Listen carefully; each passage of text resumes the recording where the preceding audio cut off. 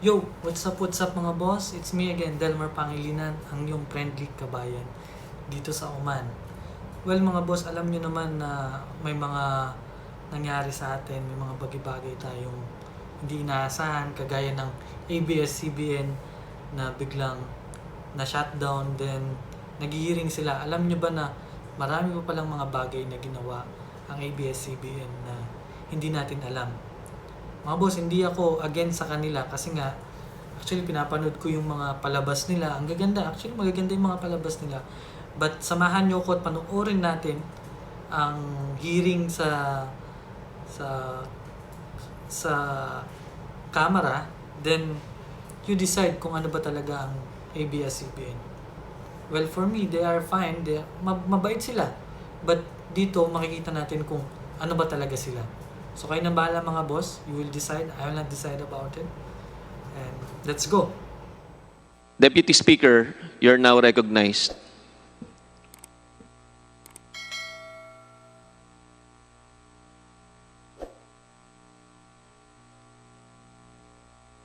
Meron po akong pin-repair na konti ring slide. Sana po may pakita muna bago ako magpatuloy. Pwede po, Deputy Speaker Marcoleta. Law, ibig sabihin batas. So kaya ginawa ang batas sa isang democratic country na kung nasaan tayo ngayon is para maging pantay-pantay ang lahat ng tao. Sa classroom may batas, bawal lumabas o bawal lumabas. Pero pag sinabing pag nag-comply ka na bawal lumabas, pero may ginawa ka sa pinagbabawal nila, inayos mo yung law ng classroom nyo at sinubmit mo ulit, ay pwede nang pala ikaw lumabas. Mr. Speaker, No. my distinguished colleagues, hindi po nag-comply sa batas ang ABS-CBN, kaya hindi po sila pwedeng lumabas at magpalabas. Those opposing the franchise application of ABS-CBN will show with clear and convincing evidence that ABS-CBN did not comply with the terms and conditions of its franchise, as well as our laws and the Constitution. In fact, they will show in the succeeding hearings of the Committee on Legislative Franchises that ABS-CBN deliberately and with impunity violated the conditions of its legislative franchise and more so of our laws and the Constitution. Matagal na po kasi ang mga aligasyong ito. Hindi mamatay-matay, lumulutang sa internet, nasa labi ng mga Pilipino. Hindi seryosong binigyan ng pansin. Bakit po? Tikom ang bibig ng may kakayahang magsiwalat nito dahil takot sa maimpluwensyang network na kayang sirain ng tao, kandidato man o hindi. Salamat at ganap na nanindigan si Speaker Alan Peter Cayetano at hindi inalintana ang mga tuligsa sa kanya at pinayagan niya na magkaroon ng patas, bukas at malawak ang pagdinig sa mga aligasyong ito katulad ng nagaganap sa araw na ito. Ang banggit nga po sa John 8:32 ay ganito, "And you will know the truth, and the truth will set you free." Violation of the Constitution. Number 1, franchise is longer than 50 years. Hindi na po dapat payagan itong pagre-renew ng prangkisa ng ABS-CBN. Dapat na pong isara ang pinto para sa kanila. Bakit po? Because the ABS-CBN has been using the airwaves for more than 50 years. 53 years today, to be exact. Our Constitution says that Congress can grant a franchise of up to 50 years only. Taong 1957, nang makuha ni Don Eugenio Lopez Sr., may-ari ng Chronicle Broadcasting Network o CBN, ang Alto Broadcasting System o ABS. Simula po noong 1967 ay naging ABS-CBN na po ang tawag dito dahil sa merger ng ABS at CBN. Kung susumahin po natin ang prangkisa nito simula noong 1967, ay 53 taon na po itong gumagamit ng airwaves magpahanggang ngayon. 63 years naman po kung susumahin natin mula po ng pagkakakuha ng CBN sa ABS noong 1957. The Committee on Legislative Franchises should not allow itself to be used by ABS-CBN to again circumvent the Constitution and violate the categorical 50-year limitation imposed on franchises. Hindi na po dapat buhayin muli ng Kongreso ang prangkisa ng ABS-CBN sapagkat ayon po sa ating saligang batas, ang buhay ng prangkisa ay hindi dapat lumampas ng 50 taon. EDSA Revolution. Siguro po may mangangatwiran at sasabihin ng ganito. Isinara naman ng martial law ang ABS-CBN. Di po ba? Dapat huwag bilangin ang panahon na yon. Tanggapin po natin sandali na isinara nga ang ABS-CBN simula Setyembre 23, 1972, pagkatapos na ideklara ang martial law. Pero hindi po ba nagbukas din ito agad matapos na ito ay mabawing muli ng pamilya Lopez noong EDSA Revolution? Hindi ba't kulang-kulang 13 taon din po ang namagitan na panahon? So let's assume that we subtract 13 years from the 63 years that ABS-CBN has been in operation starting 1957 when CBN acquired ABS. Hindi ba't 50 taon din po ang magiging resulta? Ibig pong sabihin, tapos na at paso na pa rin ang prangkisa ng ABS-CBN with or without martial law. Hindi ba't sobra-sobra pa rin ito at lalabag pa rin sa ating saligang batas? Naging palasak nga noong panahon ng martial law ang kantyaw na tama na, sobra na. Subalit ang mahalagang tanong po ng taong bayan na hindi pa nasasagot magpahanggang ngayon ay kung paano biglang nabawi ng mga Lopez ang ABS-CBN mula sa pag-aari ng gobyerno pagkatapos maitalaga ang Cory administration. Sinulatan po noon ni dating Senador Lorenzo Tanyada ang Presidential Commission on Good Government na isoli na sa mga Lopez ang ABS-CBN kahit may arbitration pang nagaganap sa pagitan ng pamahalaan at ABS-CBN. Na i-turn over po agad ang istasyon ng ABS-CBN sa mga Lopez sa kabila ng wala pang pagtukoy sa tunay na pagmeme-ari nito ayon sa kautusan sa Board of Administrators na binuo sa Letter of Instruction number 1 ni Pangulong Cory Aquino. Sa ngayon po ay wala man lang mailabas na papeles tungkol dito ang PCGG. Nagbayad po ba ang ABS-CBN sa Administrasyong Cory Aquino? Nag-public bidding po ba? Bakit tila ura-urada at habang magulo pa ang lahat dahil katatapos lang ng EDSA Revolution, ay biglang napasakamay na muli ng mga Lopez ang ABS-CBN. Nakabatay po ba ito sa batas? Hindi po ba dapat sagutin ng ABS-CBN ang mga tanong na ito upang mapanagot po ang dapat na managot kung meron man? Foreign ownership. Puntahan naman po natin ang muling pagbubukas ng ABS-CBN noong 1986. Pati po kasi noong panahon yun ay may paglabag na rin sa ating saligang batas. Ano po kaya yun?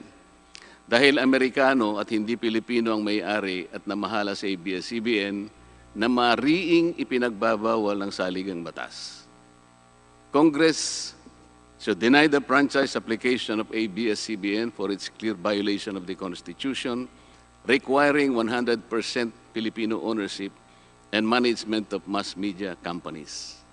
ABS-CBN's former president, Mr. Eugenio Gaby Lopez III, was an American citizen when he took the helm of the company in 1986 as director, then president, and then chairman in the later years. It was only in 2000 that he petitioned for recognition of Filipino citizenship and was issued a certificate of recognition as a Filipino citizen in 2002.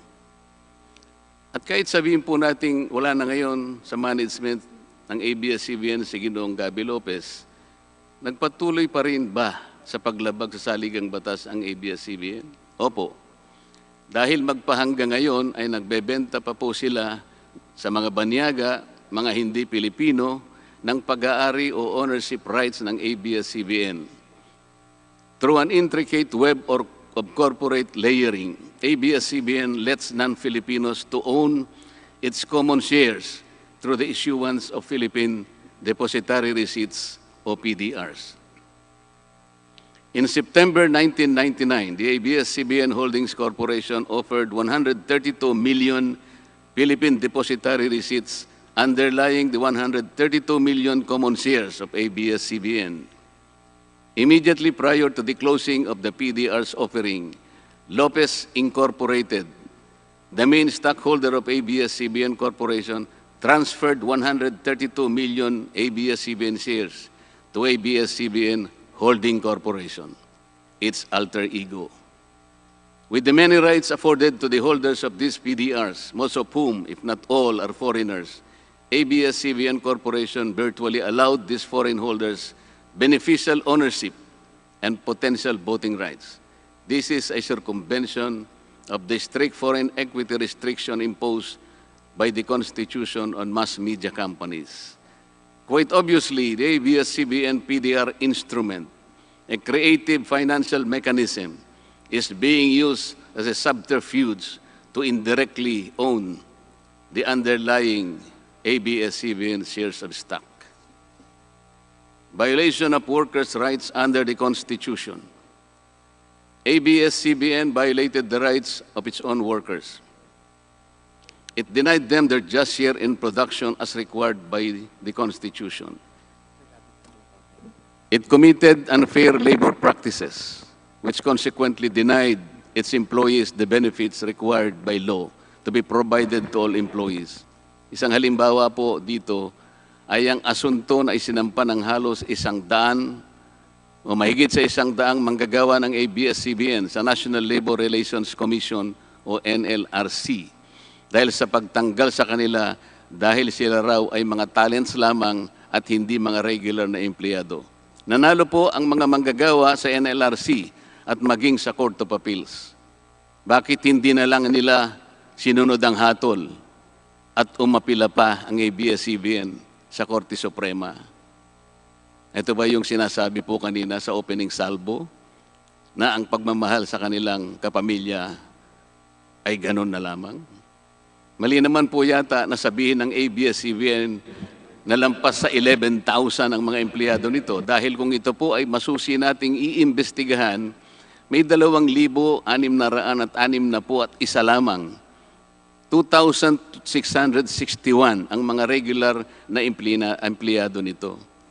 Ang karamihan po o mahigit na 8,500 na kawani ng ABS-CBN ay tinagurian nilang independent contractors or talents, project workers at contractuals lamang kahit na pang-regular na empleyo ang trabaho nila. Ayon po sa ating labor code, kapag pang-regular ang tungkulin ng isang manggagawa, dapat siyang gawing regular employee. Hindi dapat contractual.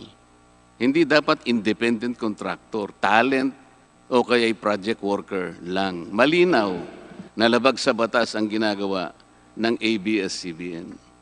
Sana ay ibalita rin po ito ng TV Patrol upang mabunyag ang libo-libong endo sa kanilang bakuran. ABS-CBN has not regularized its contractual workers and talents despite performing the functions of regular workers. It even forced some of its workers to sign employment contracts containing waiver of the right to regularization. And those who refuse were unceremoniously terminated from work. ABS-CBN has subcontracted most of its production work to subcontractor production companies, despite the fact that production is directly related to its core business. These production entities are paid minimally, whose workers obviously get lesser benefits and take-home pay compared to ABS-CBN's regular employees. And yet, the profit generated by ABS-CBN from its independent production companies appear greater than its expenses, especially those expenses that are even deductible for income tax purposes. Kung kaya't hindi po may kakaila sa publiko na napakarami ng labor cases na hinarap at haharapin pa ng ABS-CBN.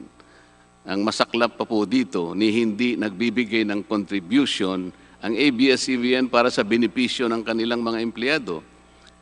Dahil po sa 2,661 lang ang regular employees nito, ang mga ito lang ang may benepisyo. Ang iba po na mahigit 8,500 na nagtatrabaho sa ABS-CBN ay wala po ni katiting na government-mandated benefits na natatanggap katulad ng SSS, PhilHealth o kaya Pag-ibig. Kanina po sa opening salvo, narinig po natin na ang kanila pong isinasangkalan ay yung kanila pong mga kawani, mga manggagawa. Ang Kongreso pong ito ay nakikidalamhati. Nalulungkot din po. Bakit naman po hindi? Kung pwede po nating ipaghalimbawa, sandali lamang po, ang ABS-CBN sa isang jeepney driver. Alam po niya na wala siyang prangkisa. Nagsakay po siya ng napakaraming pasahero. Yung mga pasahero naman po, bago sumakay doon, hindi naman niya tatanungin sa driver, driver, mamang chopper, kayo po ba ay may prangkisa? Yung rota po ba ninyo, pinapayagan yan? Wala pong nagtatanong na gano'n kasi mabilisan eh. Pare-pareho pong nagmamadali. Anong pong masita siya ng LTFRB? Gagamitin po ba nung driver na yon o nung taxi driver na yon o yung bus operator na yon? Kawawa naman po yung pasahero namin kung patitigilin mo ngayon. Meron pong pupunta sa ospital, meron pong pupunta sa trabaho, meron pong pupunta sa eskwela. Napakarami pong gawain itong mga taong ito. Ito po ba ang ibibigay po ninyong halimbawa? Hindi po ba dapat kayo muna ang kauna-unahan na nag-isip ng kapakanan nila? Ilagay ninyo sa magandang kalagayan ang pagpapatupad ng prangkisa ninyo at wala pong malalagay sa alanganin. Huwag po ninyong isasangkalan ngayon ang inyong mga manggagawa at kani-kanilang pamilya. Hindi po ganun. Sasagutin po ninyong aligasyon na ito, hindi po sa pamamagitan ng emotional appeal. If this indeed the true house of the people, the Committee on Legislative Franchises must side with the poor workers of ABS-CBN in denying its franchise, justice to them will be finally served, although ironically, this will also entail some sacrifice on their part. Political bias. ABS-CBN has been biased and partisan in favor of particular candidates and against certain candidates during the 2010 and 2016 presidential elections, contrary to the terms of its franchise and in violation of the Omnibus Election Code. Hindi naman po lingid sa kalaman ng marami, kung hindi man lahat, kung paano naging pro-Noynoy Aquino ang ABS-CBN noong 2010 at pro-Grace po at Leni Robredo naman noong 2016. It is also a matter of record that ABS-CBN failed to air some of President Duterte's political advertisements during the 2016 campaign period, despite receiving the payment for said political ads. Ang masakit po dito, kung hindi pa sila pinigilan ng korte sa pamamagitan ng isang TRO, ay nakahanda na palang ipalabas ng ABS-CBN sa bisperas mismo ng pagtatapos ng campaign period ng 2016 presidential elections. Ang mga anti-Duterte advertisements na binayaran ng isang dating senador, sinadya ang timing para hindi bigyan ng pagkakataong makasagot pa si Mayor Duterte na noon ay kandidato bilang presidente. Mabuti na lamang at napahinuhod ng ang korte ng petisyon ni Speaker Alan Peter Cayetano na noon po ay Vice Presidential Candidate ni Pangulong Duterte at dagliang nag-issue ng TRO ang korte sa ABS-CBN. It is now a public knowledge that President Rodrigo Duterte and Speaker Alan Peter Cayetano expressed their disappointments over ABS-CBN's unfair reportings and meddling in previous elections. For those opposing the franchise application, hindi na po dapat payagan ng ABS-CBN na muling pakialaman ang politika sa ating bansa. Panahon na para ang taong bayan ang pumili ng mga namumuno na gusto nila at hindi ang napipisil ng ABS-CBN. Paalala lang po sa ABS-CBN, you are a broadcasting company, not a political kingmaker. Either you play ball or you play fair. Multiple channels in one franchise. Mga kababayan, inabuso po ng ABS-CBN ang kanilang prangkisa. Sa hindi nila maipaliwanag na dahilan o maaari namang sinadya na gamitin ang kanyang prangkisa para sa isang channel lamang, pero gumamit pa ng ibang prangkisa ng telekomunikasyon na hindi naman pang broadcast upang mas kumita at makapagbenta sa pamamagitan ng maraming channels. ABS-CBN violated the terms and conditions of its franchise by offering its TV Plus boxes for a one-time fee but using the free-to-air signal authorized in the franchise granted by Congress at no cost to ABS-CBN. Tubong lugaw, ika nga. But this practice of ABS-CBN without permission from Congress or the National Telecommunication Commission is killing the cable industry, which depends on monthly-based subscription of its clientele. At bukod po sa pagbebenta ng TV Plus box sa publiko, sa Kapamilya Box Office Channel na nakapaloob dito, ay nagawa pang maningil ang ABS-CBN sa bawat pelikulang gustong mapanood ng publiko sa KBO Channel. Ibinenta na nga ang TV Plus box, ibinenta pa rin ang mga palabas na pwedeng mapanood sa TV Plus box. Dobleng tubong lugaw na po ito. Hindi po saklaw ang mga ito sa prangkisa na ipinagkaloob ng Kongreso sa ABS-CBN.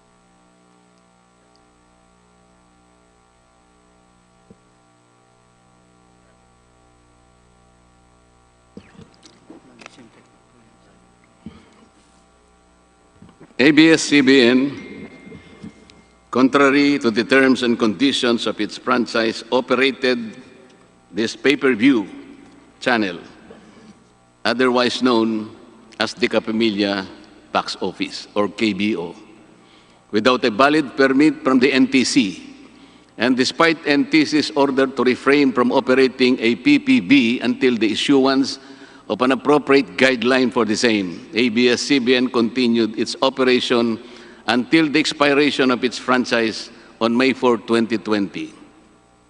Tax evasion. ABS-CBN also violated the terms and conditions of its franchise by engaging in tax avoidance schemes, which deprived the government of the much-needed revenue.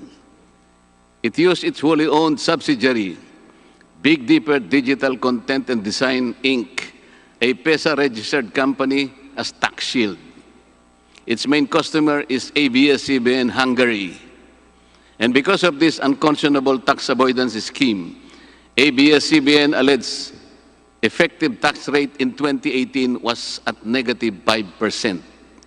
This means that ABS-CBN managed to avoid paying taxes in 2018.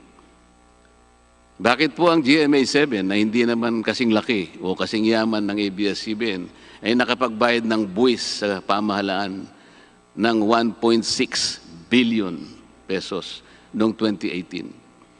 Samantalang ang malaalamat na ABS-CBN ay walang binayarang buwis. Bakit naman nakalibre ang ABS-CBN noong 2018 sa negative income tax nila na 84 million? Ibig sabihin po nito ay may tax credit pa ang ABS-CBN at ang gobyerno pa ang lumalabas na may utang dito.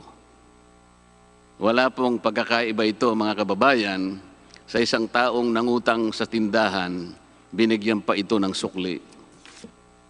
In 2019, ABS-CBN again did not pay its rightful taxes.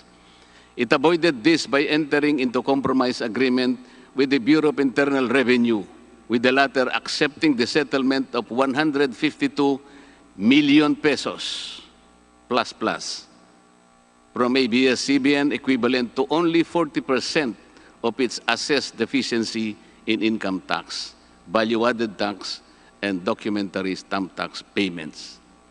But this is only one among the 4 other cases lodged by the BIR at the Court of Tax Appeals, all of which were also settled by compromise. Bakit po ganun? Hindi po ba nandun sa prangkisa ng ABS-CBN, nababayaran nila lahat ang rightful taxes? Kinakailangan po bang sila ay habla pa ng BIR bago sila mapilitang makapagbayad lamang kahit sa settlement lamang? Ang linaw po ng kanilang prangkisa, nababayaran lahat ang kaukulang buwis. Bakit kailangan pong sila ihabla at idemanda pa ng BIR para lamang sila ay makapagbayad?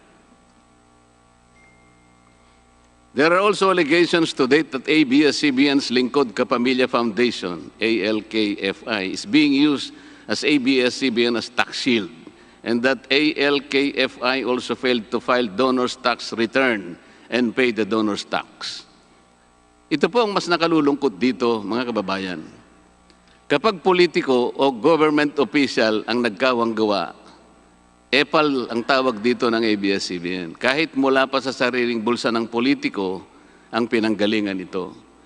Pero kapag ito ay galing sa lingkod kapamilya, puro pangalan ng ABS-CBN ang kanilang pinangangalandakan, katulad po ng nakita natin ngayon.